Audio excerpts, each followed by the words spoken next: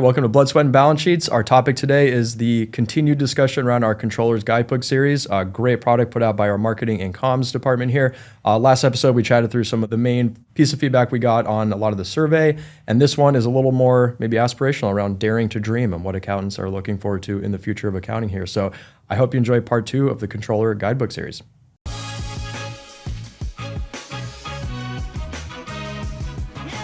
When I transitioned from being at Skullcandy on SAP to going to Kodiak Cakes on NetSuite, I had to think about that because I was like, I really know SAP and I'm really good at it.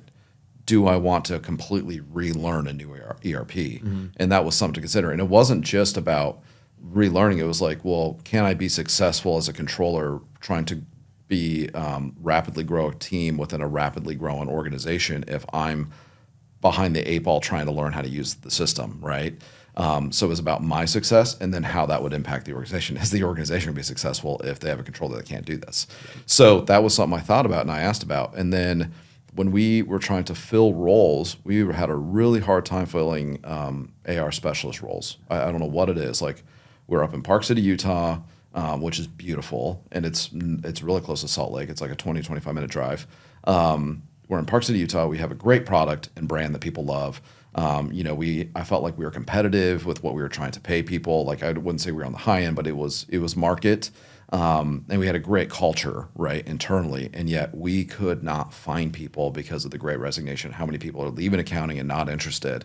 And finally, one of the big factors of getting to get someone to come on was that they knew that we had Flowcast and they liked Flowcast. Nice. All right. And that's a big thing. And there was other factors of that. Well, I mean, they were loving the brand, but like I didn't really realize that just a little part of my tech stack could impact who I had coming onto the team. Right. Mm-hmm. And I think today, if I went back to a company and I said, hey, are you looking for a VP of accounting or whatever? And, I talked to them and they're not really interested in investing in the right technology. I'm probably not interested in going to that company. Totally. Right. So there's been a change in the marketplace that has really come up in the job interview and the level of importance they place on that has increased. You definitely wouldn't take the job after seeing the guidebook results. Yeah, exactly.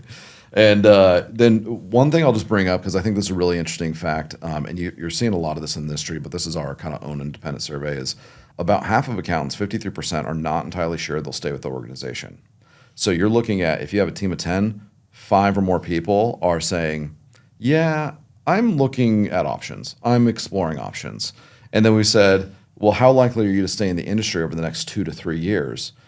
Of that 53% that said they were unsure if they're going to stay with the organization, 65% weren't sure they were going to stay within the profession.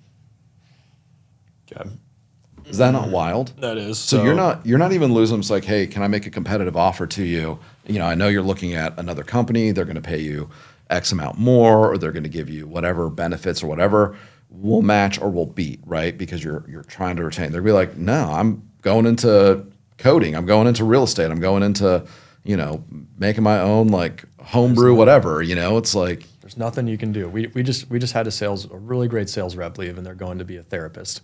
Yeah, you can't pitch against that. It's no. like it's their passion. They don't like sales and stuff. It's like okay, go. Yeah, that's what it is. I appreciate all your hard work. Like best of luck. That sounds like the right move. So. That's where the whole fulfillment thing comes into place. Yep. So 65% of 53 is like 35% of accountants. Mm-hmm. Just wondering whether they should stay in the profession or not. Yep, a little over a third. All right. So fun times. Yeah. So I think a lot of people are saying, hey, approximately, I think it's like 15% of accountants that are leaving the profession are in the 18 to 35 range, according to like a Robert Half report.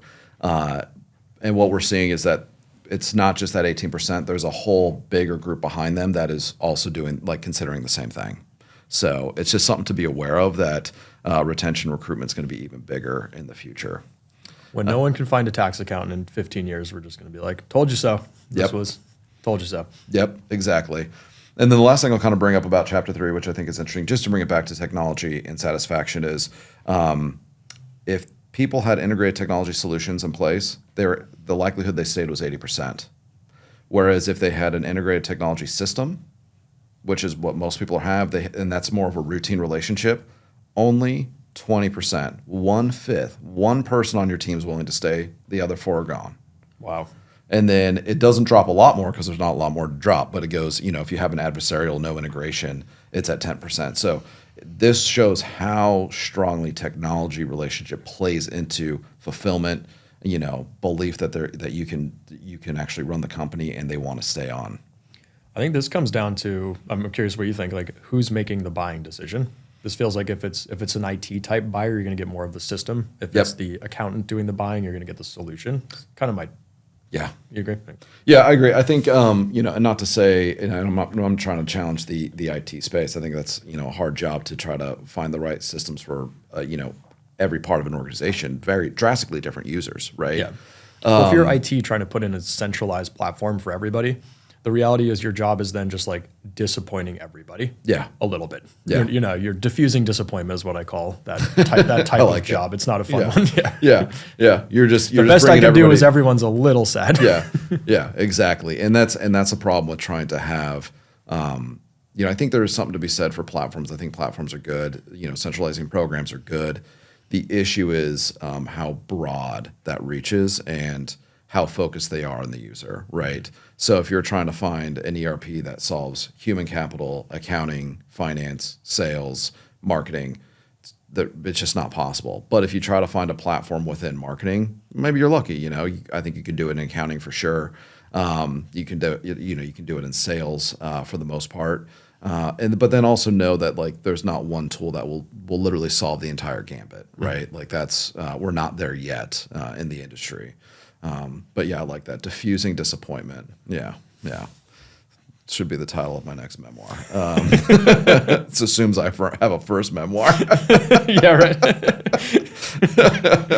Let's hope not. The first one, yeah. So when we look at chapter 4, we're really looking at daring to dream. And what we found here is that accountants are really trying to strike this careful balance between having fulfillment in their work, which is really truly being engaged and potentially working harder and working more. Like if you're really loving what you do, it's easy to get caught up in it. And then also having that work-life balance. They're trying to find a balance between those things. And then we think that they see this long-awaited promise of financial transformation as a fairly integral part of that dream and the ability to reach this dream state. So the accounting perception, to the extent of which organizations is in need of financial transformation, by and large, we're seeing that most people feel either very strongly or strongly need financial transformation. Mm-hmm. And so that's part of the dream state. That's what they want. And then if we look at how accountants view how well their current job functions, not many say it's great. I think we're probably around a third say it's pretty good or better, like it's everything it could be. And that means 2/3 are in the it's okay or it's not at all, with, a fairly even spread in there. So I think there's definitely a challenge that most people don't have a favorable view of their job, with that.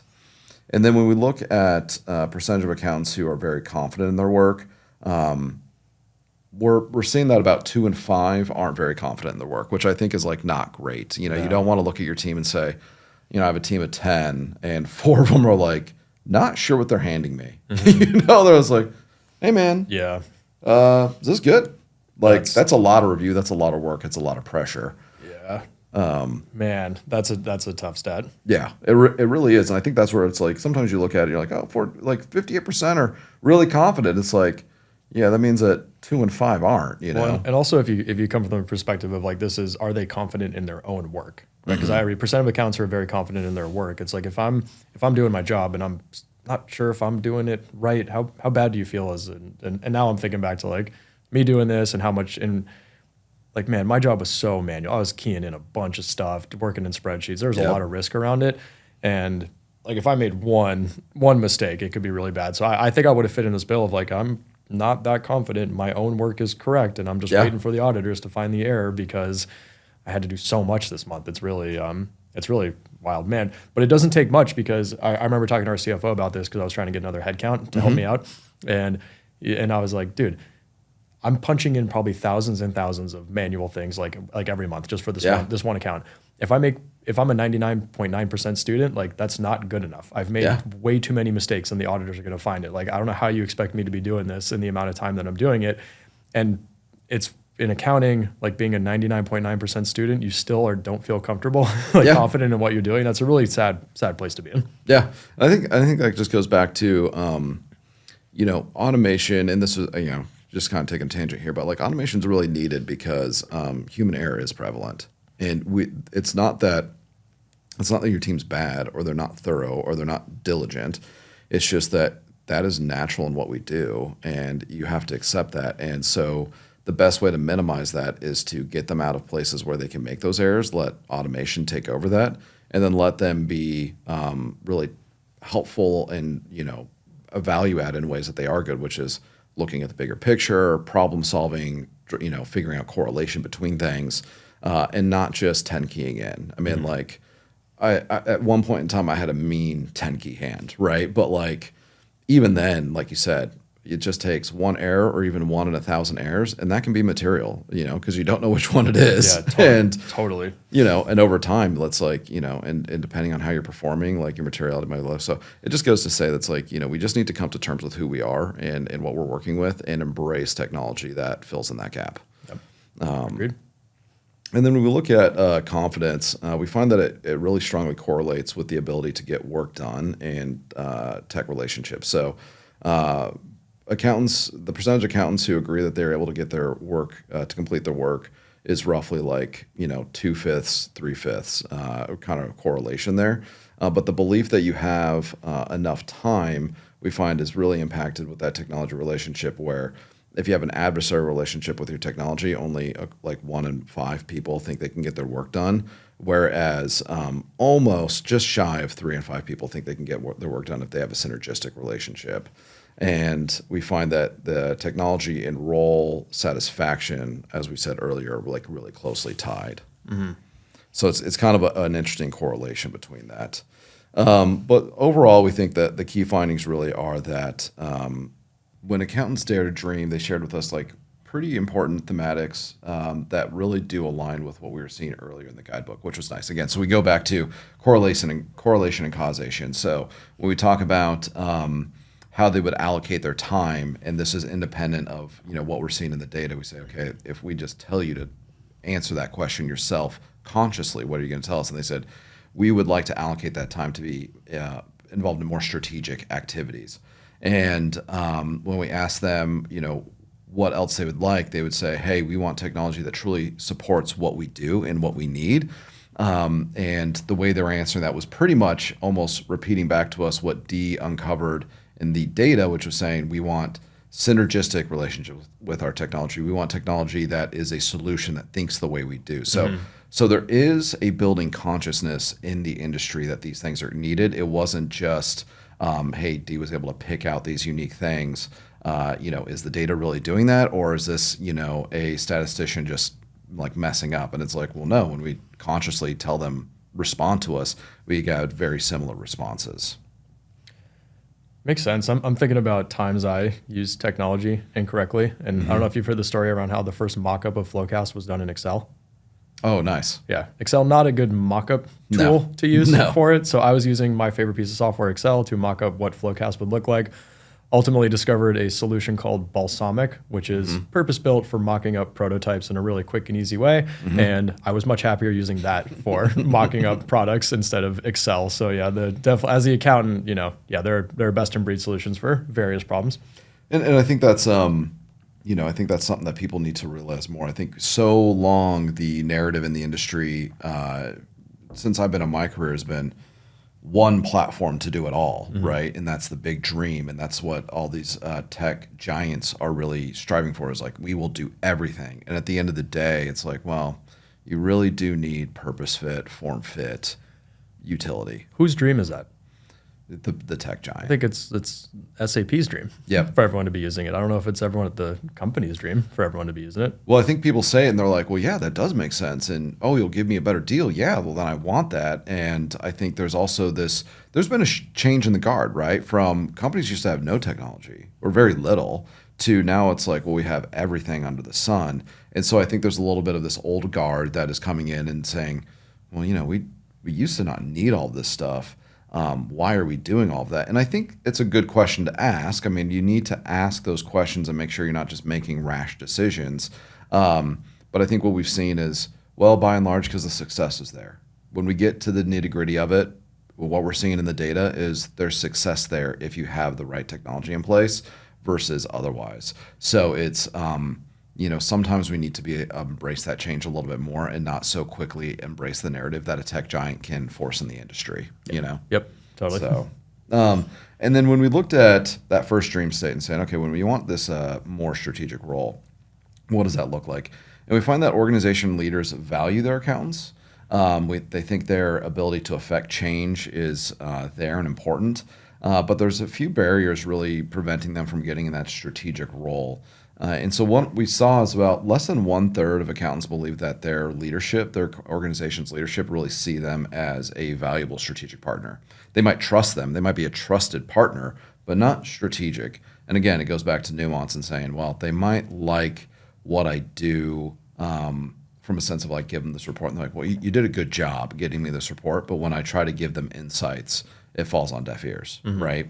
And that's an important thing. So, and when we look at how people think leadership views them, they're like, yeah, I think they do value my analytic skills. I think they do treat me as someone that can think strategically, but they don't see me as a catalyst of change, right? So those are like, they're just rating these different kind of value statements, and they don't ask me to inform them of strategic choice or strategic ideas.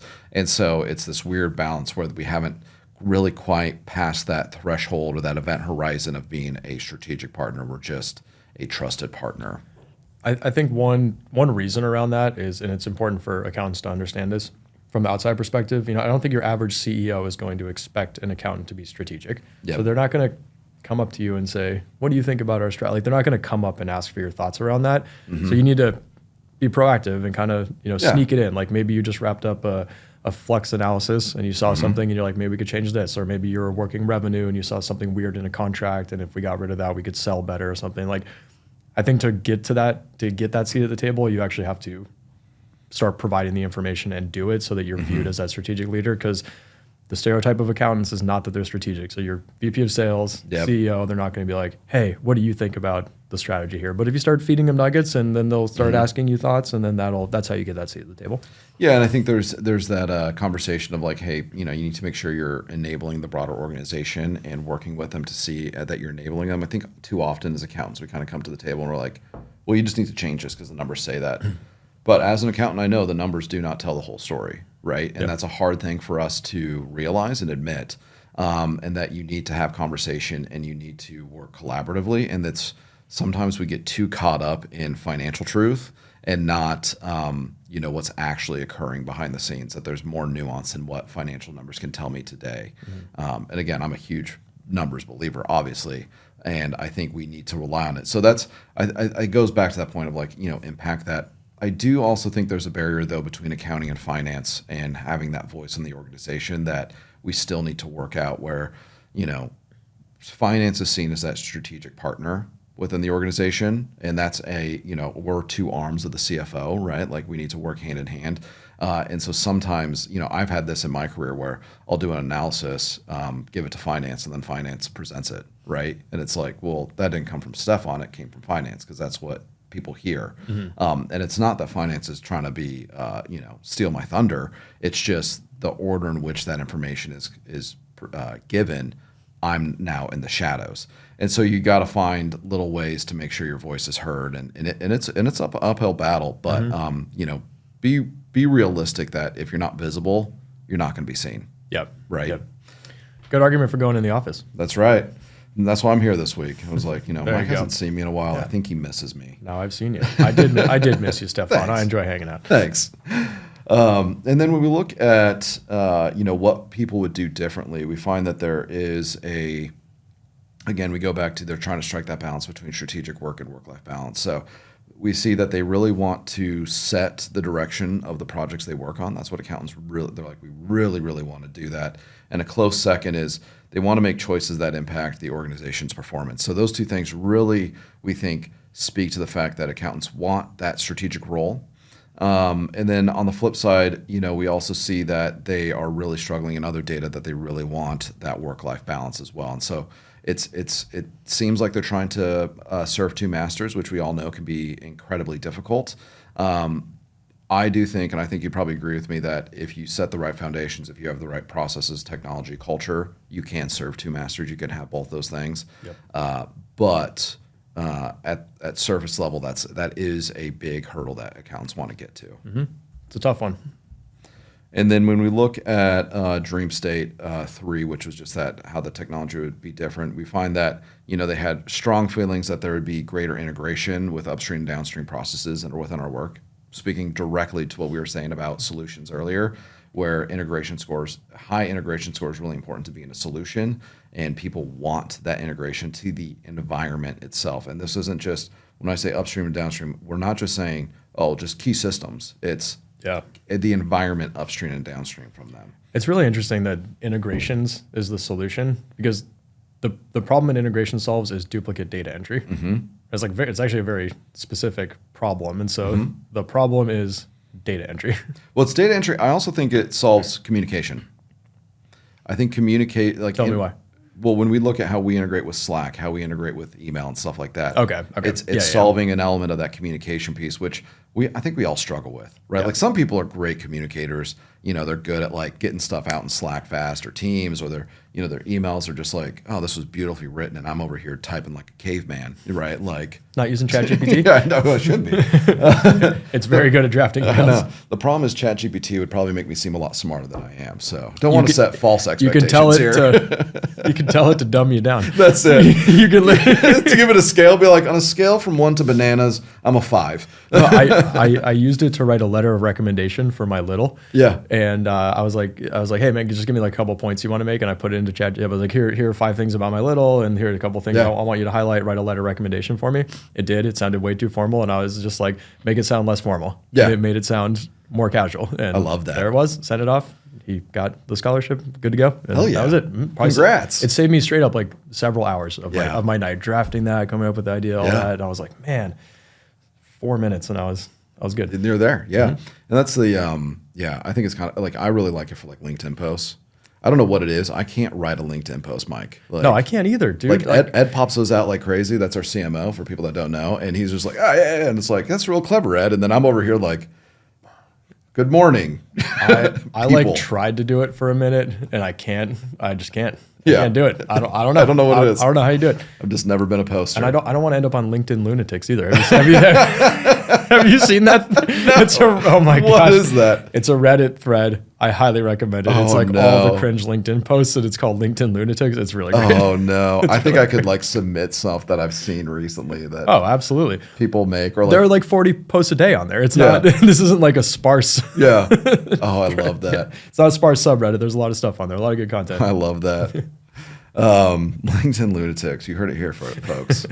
And then when we look at what they wanted more specifically about their what they're worried about with technology and investment in technology is a lot of them worry about downtime during implementation, which I think is a huge thing.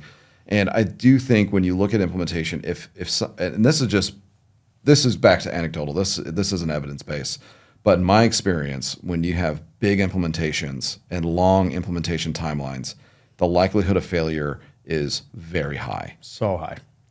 And it's a pretty good indication that whoever you just bought software from can't actually deliver on that promise, and they're working frantically behind the scenes to try to make it work. And I've had that happen in very costly ways several times. Whereas technology that's like, yep, do this and you're good to go, you're not only is cost, like the failure really low, but it usually, what I've seen is that then adoption's usually pretty high too. Yeah. So like my story of Flowcast is when we implemented it, I think it took my accounting manager, now assistant controller, Sonia, shout out to her. Nice. Like 2 weeks and I helped her with it, but she was doing a lot of the coordination and stuff. I think maybe it took us 2 weeks to like really get it up and running with Flowcast. Yeah. 2 weeks.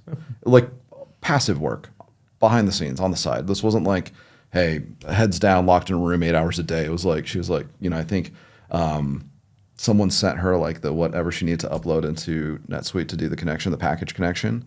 And they're like, we'll sit down with you tomorrow and show you how to do it. And she replied back like 2 minutes later, she's like, I already did it. I don't need your instructions. Yep. But she's a badass. Excellent. She's a badass. That's great. But it just goes to show. And then obviously adoption was fast, and you can't fail in those situations because it's good. But Can I tell you a quick story? Yeah. When we signed my old company I worked with, Yeah. we brought them on board Flowcast. I was on the training call right before they went live, and one of our ASMs did a great job. He was running the training call. There were probably about 40 or 50 people on it, I think. It was around that number. And someone accidentally goes off mute, and they're like, yeah, I'm on this training call. I don't really know why I'm even here. Like, we're already using it. This is like, and then our champion's like, mute. And it got so awkward.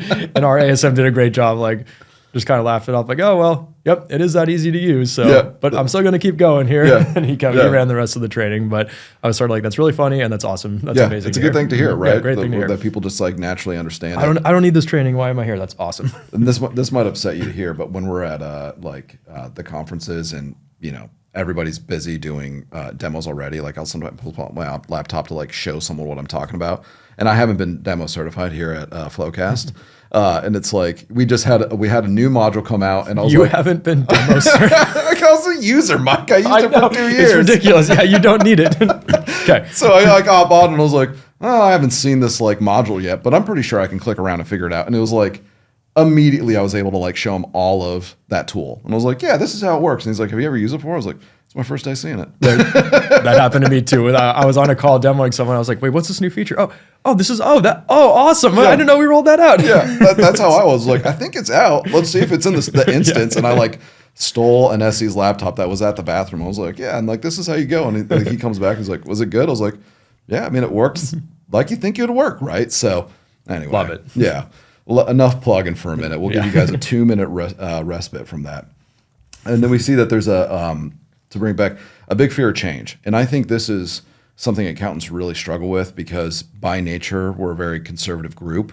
We're really skeptical. That's a professional thing that we want in people. And I think it's a good thing that we have. But then the problem with it is that sometimes we're too afraid of change because we are too skeptical or we're too bound up in our roots. And we can have too much of that. And I think we just need to be conscious of that. We see also that the human resources to implement transformation is a big concern.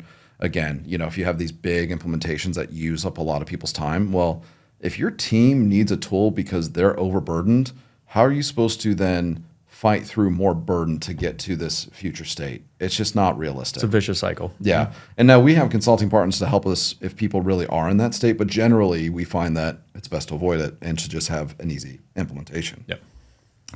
And so there's other things. And then we see cost is a big aspect. The transition process is a big consideration. So again, people are like, well, and you probably see this in sales calls, but people look at it and they're like, oh, I want to transition, but I want to do an uplift at the same time. And that's just too much work to do all at once. Now we did that at Kodiak Cake. So I was just like, well, let's just rewrite the close process. I was like, it's not bad, but like fresh pair of eyes. And it was an evening. It wasn't hard. Yeah.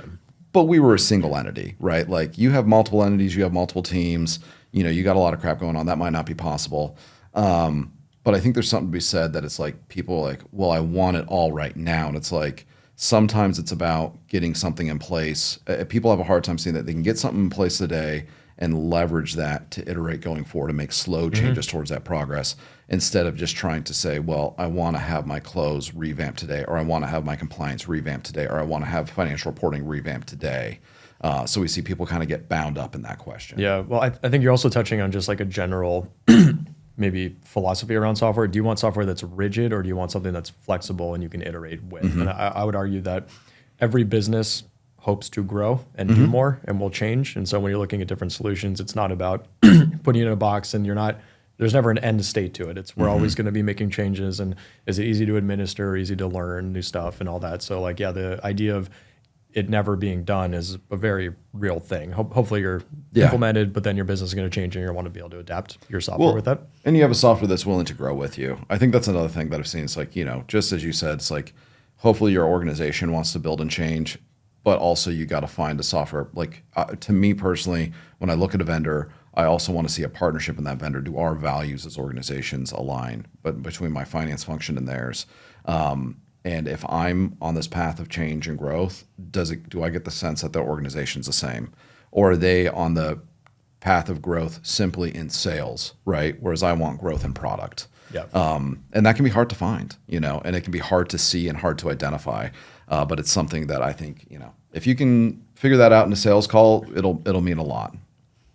And then when we get into kind of like, so that kind of sums up what's going on in the Dare to Dream. But what our call to action is really, we think people need to challenge the technology supporting their accounting team, like completely. Challenge what you have top to bottom, and make sure that you look at it to enable a greater strategic contribution to your organization's success and your team. So like, if you have software in place that is checking a box, probably not the right tool. Right. And I'm not just plug and flowcast and close. That matters in your point solutions around AR and order cash and treasury. That matters in your procure to pay and your AP side, your debt, whatever it is. If it's simply there to check the box, is it really a tool that's useful? You want something that is in some way going to contribute to strategic contribution in the organization, give you KPIs, dashboards, insights, whatever it is to drive contribution. Because if it doesn't, it's not letting your team be strategic,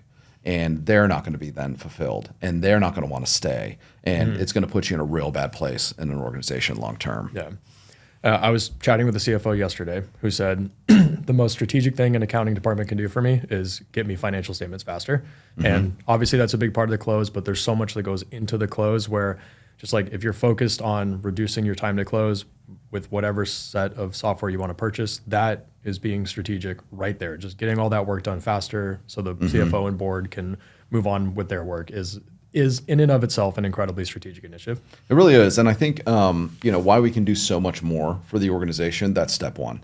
Get them in a place that they can make quick decisions. And, it does blow my mind, but you do see it where people get like, they're soft closes, but like closes in 3 days, are they getting like, all the other reporting out with that? No. But if you can get in the first week your financial reporting out, get your analysis out, you can get ahead of a lot of issues, right? It's when you're looking at something 30 days after the fact that you're like, well, we signed the contract 2 weeks ago. You're like, there's nothing to be done now. Everybody's hands are bound. Or it's like, well, I could have gotten the product here. I could have expedited it and got it here had I known that it was we didn't have enough if I knew 2 weeks ago. But now I can't do that, or I can't do it in a cost-effective manner. So that it really is important to get that data to people so much quicker. But I also think it goes back to, accountants need to like really prepare and provide that analysis with it as well. It's like, don't just hand the CFO the financial statements, hand them a story. I think that's what a lot of accountants struggle with. This is something I struggle with is when we go back to like being strategic in the organization, financial statements aren't about numbers, they're about a story, right? And that story is on economic performance and how you're going to change going forward. And if you give them a story that's tangible, they can work with it, they can think about it and everything else. But if you give them just numbers, they have to create the story. And so that's a great way to kind of go about it is fill in the gaps for them so that they can not have to do that and they can just think strategically about how to change that narrative going forward. So Beautifully said. Here and there. I have my moments. There you go. Yeah, ChatGPT wrote that up for me when you were on that call. All right, cool. Well, on that call, they did ask me where we're investing. Oh, there you go. There you go. We had cultural alignment on that one. I think we'll be good. I love it. Yeah. And it matters, guys. You're seeing people talk about it. Good stuff, man. This is a great guidebook. You guys put so much good hard work into it, and it's really awesome to see the results coming out. I mean, I guess it's kind of awesome. Some of it's really not all that great to see. I wish people were happier, but we're doing our best to try to make this better. Yeah, and I think it's one of those things. It's like I think the first step is just recognizing and saying, "Yep, this is where we're at," and knowing that you're not alone in it. But we're also seeing in our guidebook and our other surveys that we do is while we identify that this is where most of us are at, we do see best-in-class people that have low burnout and that have synergistic relationship with technology. And to me, that is actually like a really bright lining to the story that people have figured this out there, and it is better for people out there. So don't be disheartened. Don't think you can't get there.